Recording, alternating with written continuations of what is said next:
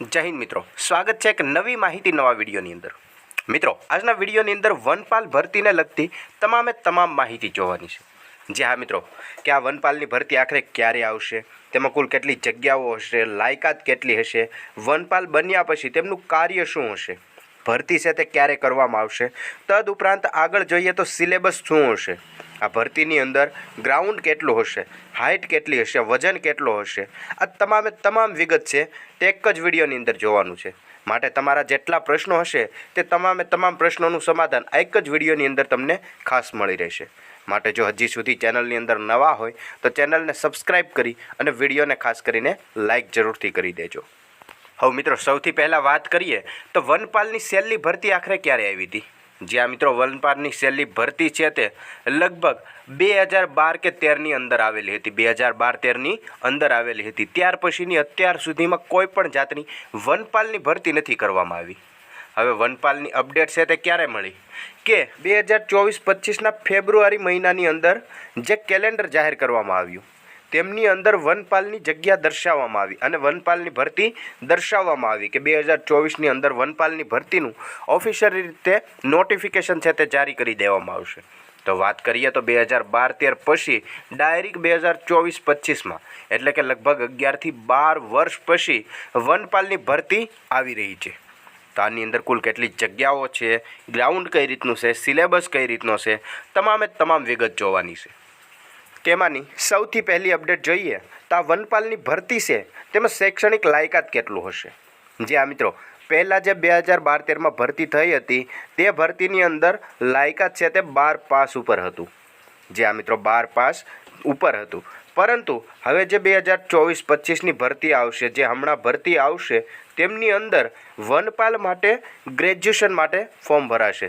જે ઉમેદવાર મિત્રોએ ગ્રેજ્યુએશન કમ્પ્લીટ કરેલું હશે, કોલેજ પૂર્ણ કરેલું હશે તેવા ઉમેદવાર મિત્રો જ આ ભરતીની અંદર ભાગ લઈ શકશે। મતલબ કે આ ભરતી છે તે હવે ગ્રેજ્યુએશન ઉપર રાખવામાં આવશે।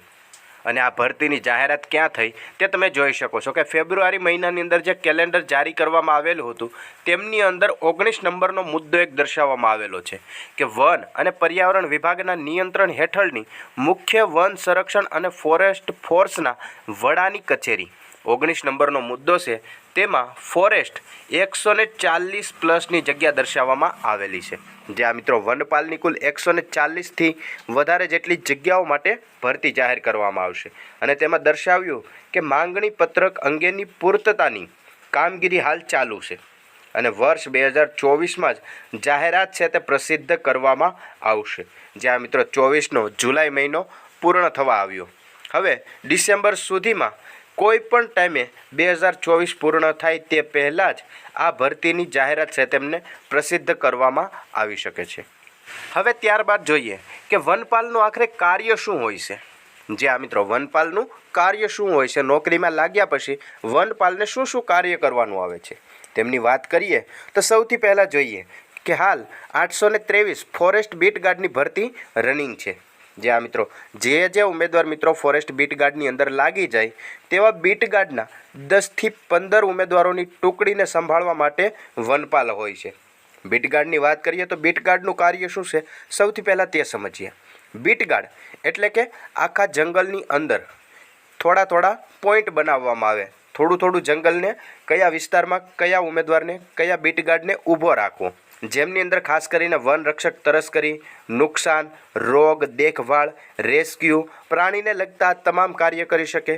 તદુપરાંત કોઈ નેશનલ પાર્ક હોય, અભયારણ્ય હોય વગેરે જેવા જંગલ વિસ્તારની અંદર આ તમામ માહિતીનું ધ્યાન રાખે। વન રક્ષક વનપાલને રિપોર્ટ કરે છે। આ ધ્યાન રાખવાનું કામ કોનું છે? બધું વન રક્ષકનું, જે બીટ ગાર્ડ છે તેમનું। તો તેવા 8થી 10 ઉમેદવારો, 8થી 10 વન રક્ષકો જે બીટ ગાર્ડો છે તેમની ટુકડીનું સંભાળ છે તે વનપાલને કરવાનું હોય છે। વનપાલ આ તમામ વન રક્ષકો જે બીટનું રક્ષા કરનાર બીટ ગાર્ડ છે તેમનું રિપોર્ટિંગ કરે છે। જે આ મિત્રો આવી રીતે વનપાલનું કાર્ય છે વન રક્ષક બીટ ગાર્ડની ટુકડીનું રિપોર્ટિંગ કરવાનું। ત્યારબાદ જોઈએ તો આ ભરતીની અંદર ભાગ લેવા માટે ગ્રાઉન્ડ કઈ રીતે હોય છે। જે આ મિત્રો ગ્રાઉન્ડની વાત કરીએ તો લગભગ વજન અને ઊંચાઈ અહીંયા તમે જોઈ શકો છો। વજન છે તે મિનિમમ 50 કિલોગ્રામ હોવો જોઈએ અને ઊંચાઈ છે તે 165 સેમી હોવો જોઈએ। જ્યાં મિત્રો તદુપરાંત આગળ ગ્રાઉન્ડની વાત કરીએ તો મહિલા ઉમેદવાર માટે ગ્રાઉન્ડ કઈ રીતનું હશે, તો મહિલા ઉમેદવાર માટે ગ્રાઉન્ડ છે તે વનરક્ષક બીટગાર્ડ જેવું જ હશે, એટલે કે 800 મીટર રનિંગ હોય છે અને 4 મિનિટનો ટાઈમ આપવામાં આવતો હોય છે. ત્યારબાદ ઊંચી કૂદની વાત કરીએ તો ઊંચી કૂદ છે તે 3 ફીટ હોય છે અને લાંબી કૂદ પણ લગભગ 9 ફીટ જેટલી રાખવામાં આવેલી છે. આ મહિલા વિભાગ માટે વાત છે.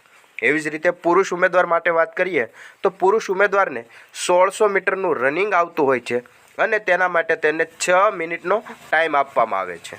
ઊંચી કૂદની વાત કરીએ તો 4.3 ઇંચ એટલે કે 4 ફૂટને 3 ઇંચ જેટલી ઊંચી કૂદ આવે છે. લાંબી કૂદ છે તે 15 ફૂટ આવે છે. તદુપરાંત ઓછામાં ઓછા 8 પુલઅપ્સ મારવાના હોય છે. 8 કરતાં વધારે હોય તો ચાલે, 8 કરતાં ઓછા હોય તો ના ચાલે. ગ્રાઉન્ડ માટે તમને લાયક ગણવામાં આવતા નથી, એટલે કે મિનિમમ 8 પુલઅપ્સ મારવાના હોય છે અને 18 ફૂટ રચ્છા છડ આવે છે. આવી રીતે પુરુષ ઉમેદવાર મિત્રો માટેનું ગ્રાઉન્ડ હોય છે. તદુપરાંત જોઈએ તો સિલેબસ કઈ રીતનો હશે. સિલેબસ મિત્રો અહીંયા તમે જે જોઈ શકો છો, પરીક્ષાની પેટર્ન કઈ રીતની છે, કુલ કેટલા પ્રશ્નો આવશે તે તમે અહીંયા જોઈ શકો છો કે જે વનરક્ષક બીટગાર્ડ 2012-13માં લેવાની હતી તે મુજબ અહીંયા દર્શાવવામાં આવેલો છે. હવેની ભરતી આવશે તેમાં જો કદાચ નવી પદ્ધતિ એડ થશે તો સિલેબસ પણ નવો હશે. પરીક્ષાની અંદર પેટર્ન પણ બદલાઈ શકે છે, ગ્રાઉન્ડની અંદર પણ સુધારા વધારા આવી શકે છે.